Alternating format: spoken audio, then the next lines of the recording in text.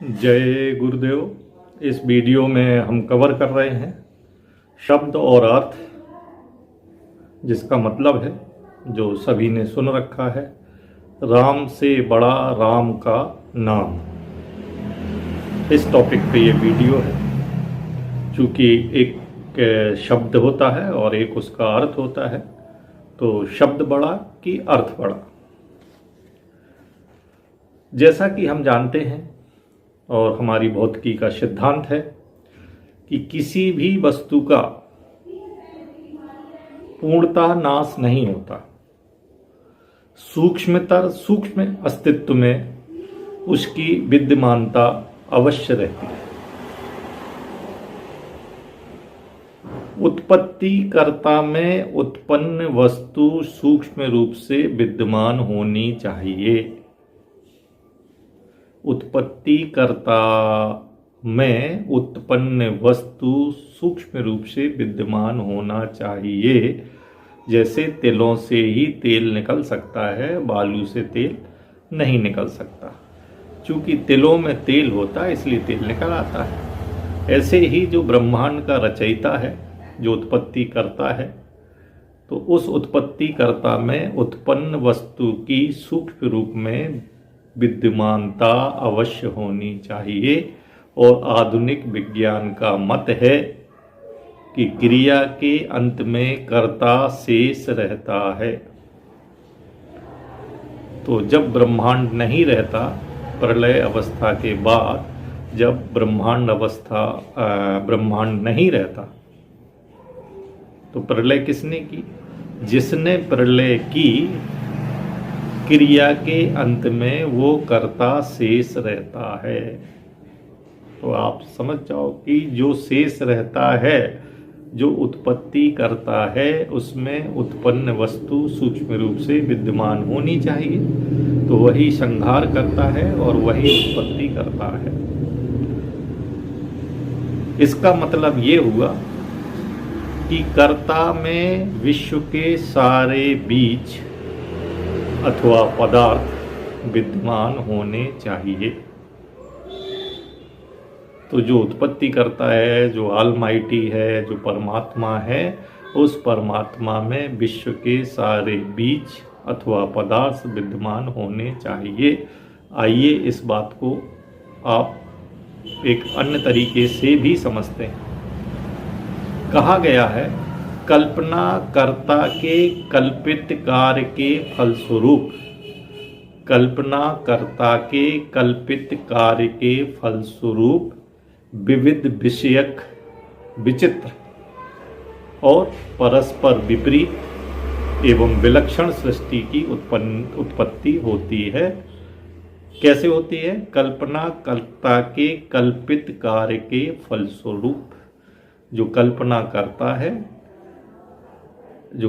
करता है उसके कल्पित कार्य के फलस्वरूप इस सृष्टि की उत्पत्ति होती है। अर्थात इसको कहा गया है वेद में मनसा कल्पयामि, मनसा परिकल्पयामि। अच्छा, सृष्टि में क्या होता है कि कल्पना करता भी स्वयं में इस सृष्टि को धारण करता है। कल्पना करता भी स्वयं में इस सृष्टि को धारण करता है। इसके लिए श्रुति आई है, तत्सृष्ट्वा तदेनु प्राविशत्। इसका एक अलग से वीडियो हमारा पूरा का पूरा है, आप चाहें तो उसको देख सकते हैं। तत्सृष्ट्वा तदेनु प्राविशत्, वह कल्पना करता भी स्वयं इस सृष्टि को धारण करता है। संत भर्तृहरि के शब्दों में अनादि निधेयम ब्रह्म शब्द रूपम यदक्षरम विवर्ते अर्थ भावेन विक्रिया जगतो यथा। विवर्ते अर्थ भावेन विक्रिया जगतो यथा। अनादि निधन ब्रह्म ही जगत रूपेण विवर्तित होता है। जो ब्रह्म है, इस जगत में जो दिख रहा है वो ब्रह्म का ही विवर्त है। अर्थ तो विवर्त है, अर्थ तो विवर्त है, शब्द ही मुख्य है। तो जो शब्द है वो मुख्य है और जो अर्थ है वो विवर्त है। शब्द रूप ब्रह्म अनादि, विनाश रहित और नष्ट न होने वाला अक्षर है। जो शब्द ब्रह्म है, जो शब्द ब्रह्म है वो अनादि, विनाश रहित और नष्ट न होने वाला वो कौन है? अक्षर है। उसकी विवर्त प्रक्रिया से ही ये जगत भासित होता है।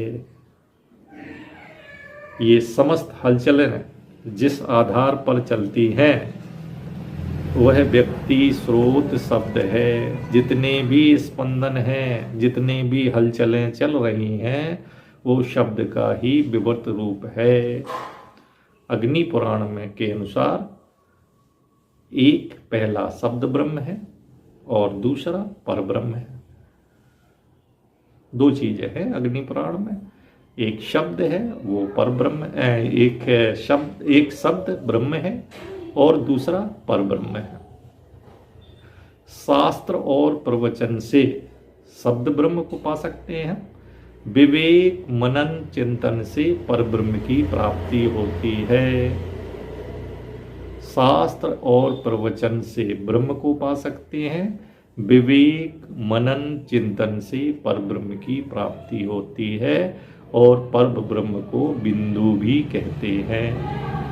सतपथ ब्राह्मण के अनुसार शब्द ब्रह्म को ठीक तरह से जानने वाला, सतपथ ब्राह्मण कहता है शब्द ब्रह्म को ठीक से जानने वाला ब्रह्म तत्व को प्राप्त करता है।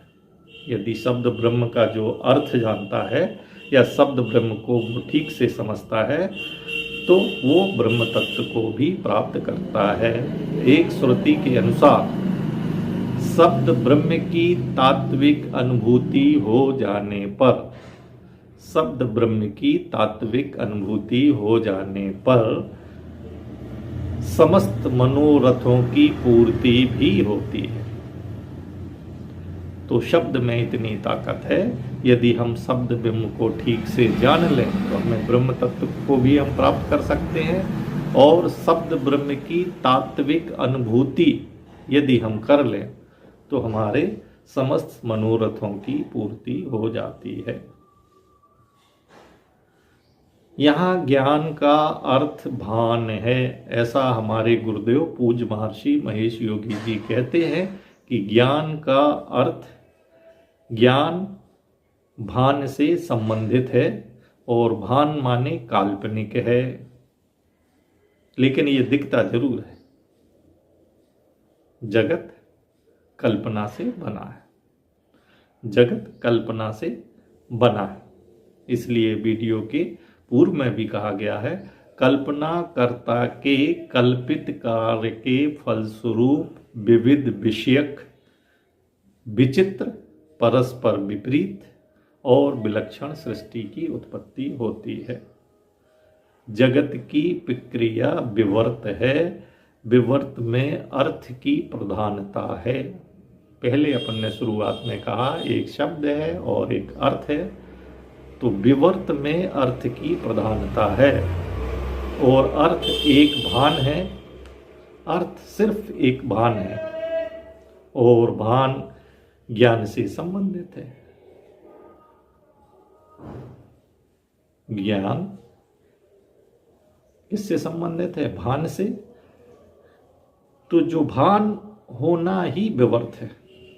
जिसकी जैसी चेतना होगी उस पर अर्थ निर्भर करेगा कि वो जगत को कैसा और क्या समझता है, क्योंकि जगत की क्रिया विवर्त है। विवर्त में अर्थ की प्रधानता है।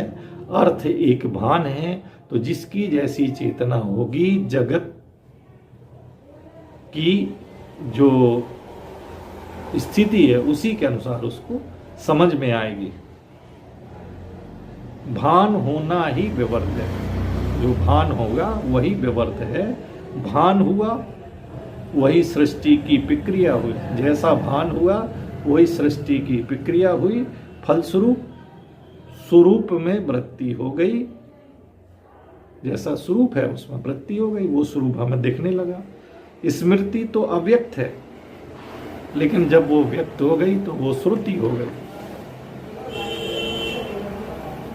अब ब्रह्म का पहला विवर्त प्रणव है। ब्रह्म का पहला विवर्त प्रणव है, वो ओम है, वो बिंदु है। तपन ने कहा कि पर ब्रह्म बिंदु है। शब्द ब्रह्म क्या है? वो व्यक्त है और अव्यक्त है, वो पुरुष है, वो प्रकृति है, वो ईश्वर है, वो माया है। अव्यक्त बिंदु है और व्यक्त नाद है, जिसका अस्तित्व है परंतु माप नहीं है, वो बिंदु है।